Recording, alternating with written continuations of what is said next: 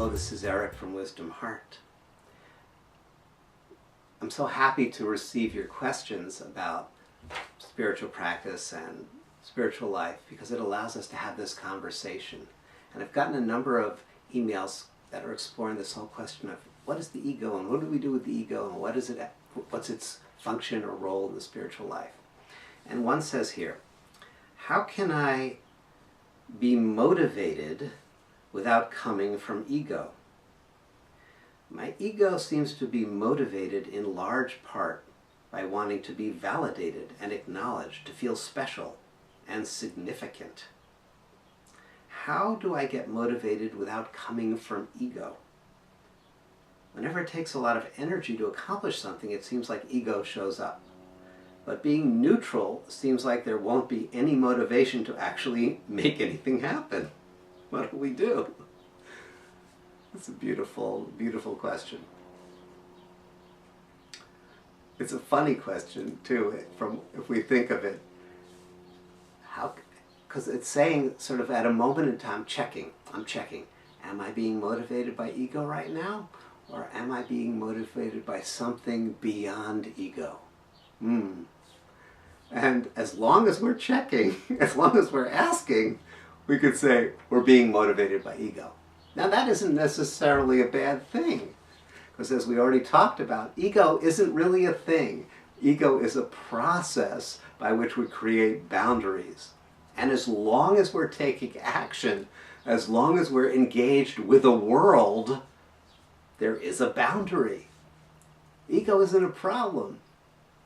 And wondering about is my motivation ego? Yep, your motivation's ego. But the question is, what ego is it? Is it the self-protected, limited ego? Is it the ego that was constructed by my family and told me that I have to be a doctor or a lawyer or an engineer?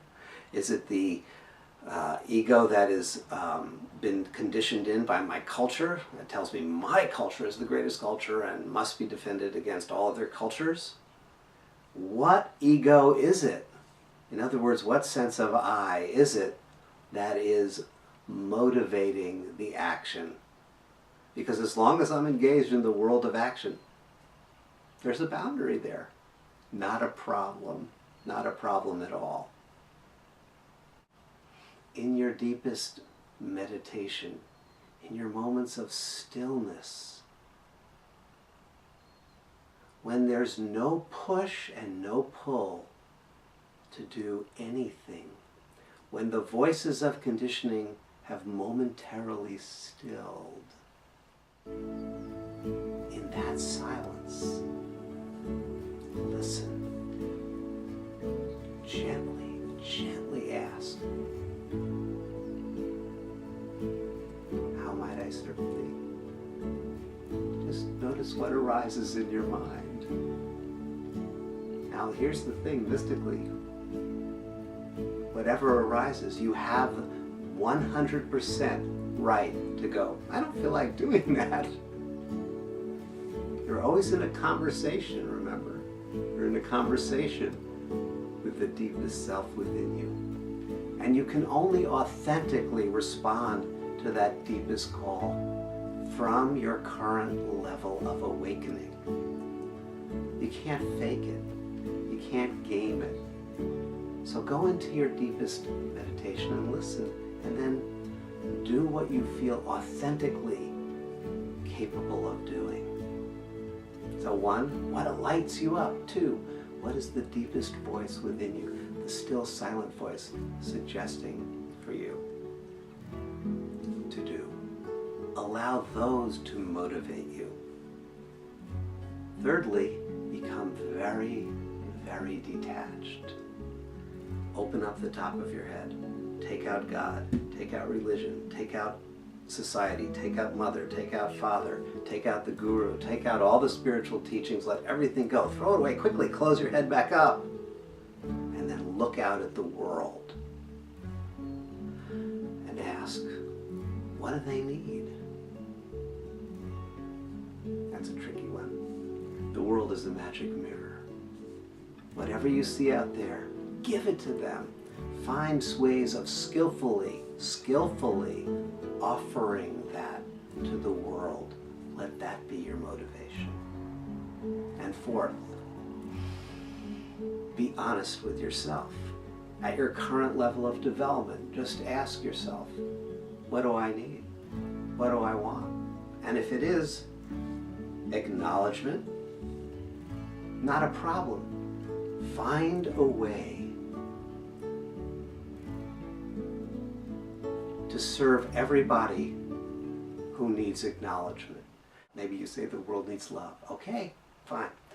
Go and now dedicate yourself, be motivated, in other words, by finding ways to give the world, to allow the world to discover, to awaken to experience the love that it needs. Here's another way.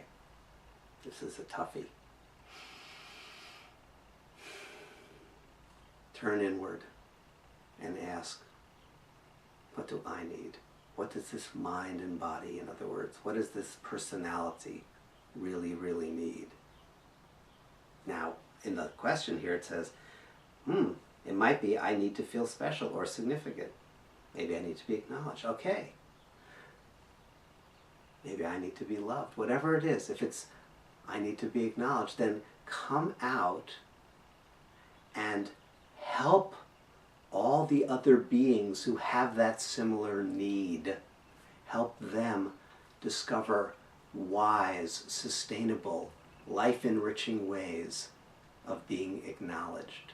Maybe you go inside and you hear a voice that says, I want to be rich. Okay, we're in the world of no judgment here. You say, that's it, I want to be rich. Now come out and find all the other people who want to be rich and find a way to serve them wisely so they can become rich wisely, so they can be rich and happy, they can sustain that wealth. Find a way to give, in other words, to the world that which your ego needs. And finally, reflect on what activities bring you deepest joy. What ways of being in the world, what kinds of actions fill you with joy, with energy? What lights you up? Do it. Do that. Make that your path of action. So rather than question, am I being motivated by ego? I'll tell you the quick, you are. You're being motivated by ego. Not a problem. The question is which ego and what motivation.